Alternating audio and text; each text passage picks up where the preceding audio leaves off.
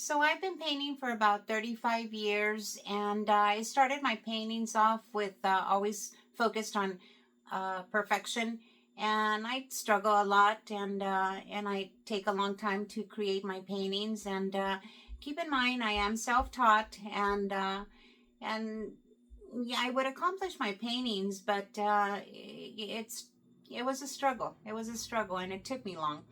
And a couple of years ago, I learned about the loose brushstroke technique, and I started implementing that into my art.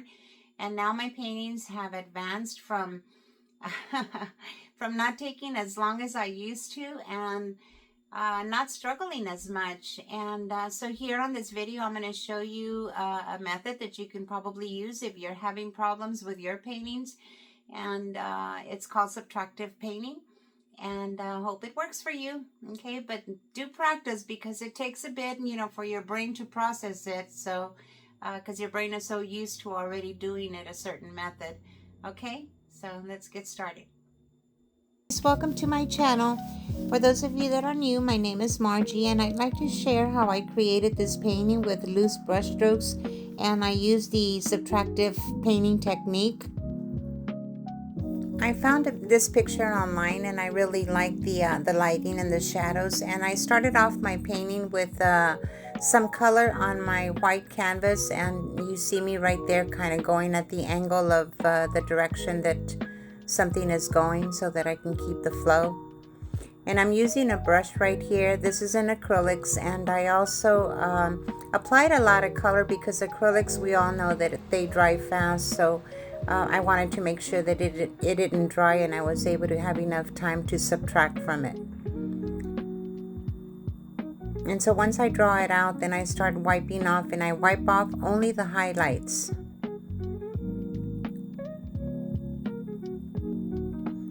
Here I'm just still drawing out.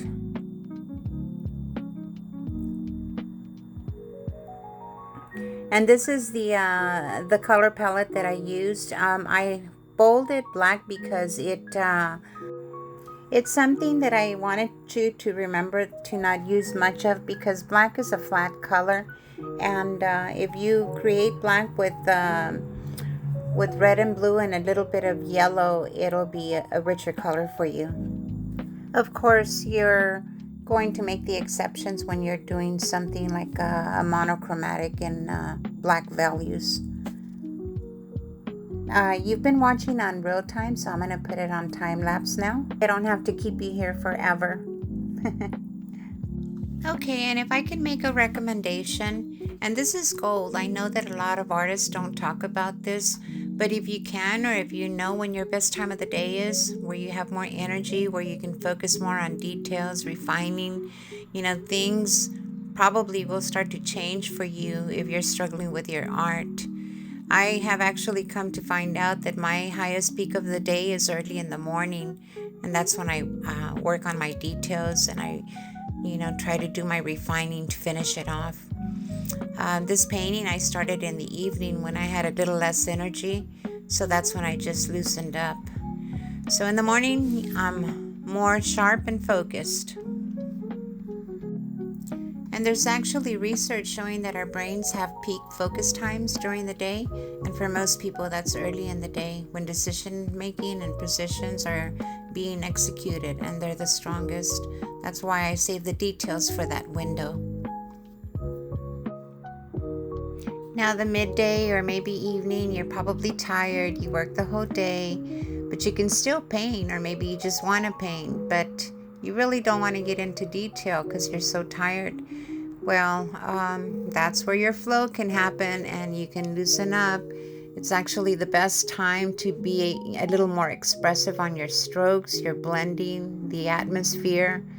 And so yeah, this is where I loosen up, and I let the painting just take its course.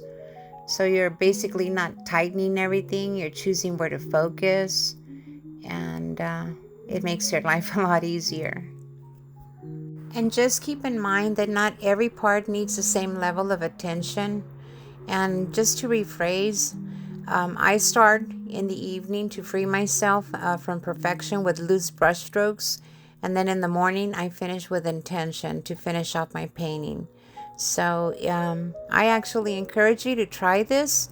Try to find out when your best time of the day is, when you have the highest peak, and I'll bet it works for you. Okay, so now I'm starting to get a little thicker with my paint and a little bolder and working on the darks.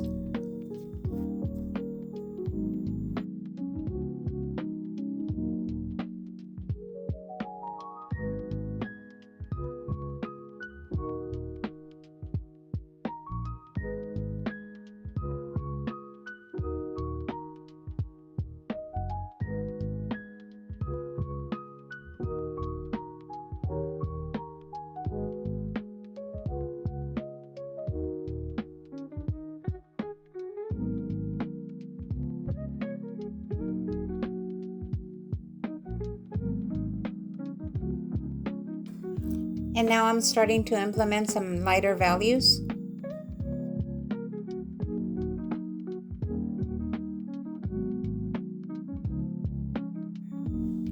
So you learned about subtractive painting, and you learned about finding out your highest peak of the day so that you can create the details then and leave the beginning of your stages of your painting for the midday or the evening. And you're welcome to stay and finish watching the painting immerse, and we'll catch you on the next one. Okay, thank you so much for watching, and there'll be another video clipping at the end cap of this video. Thanks for watching, and stay creative.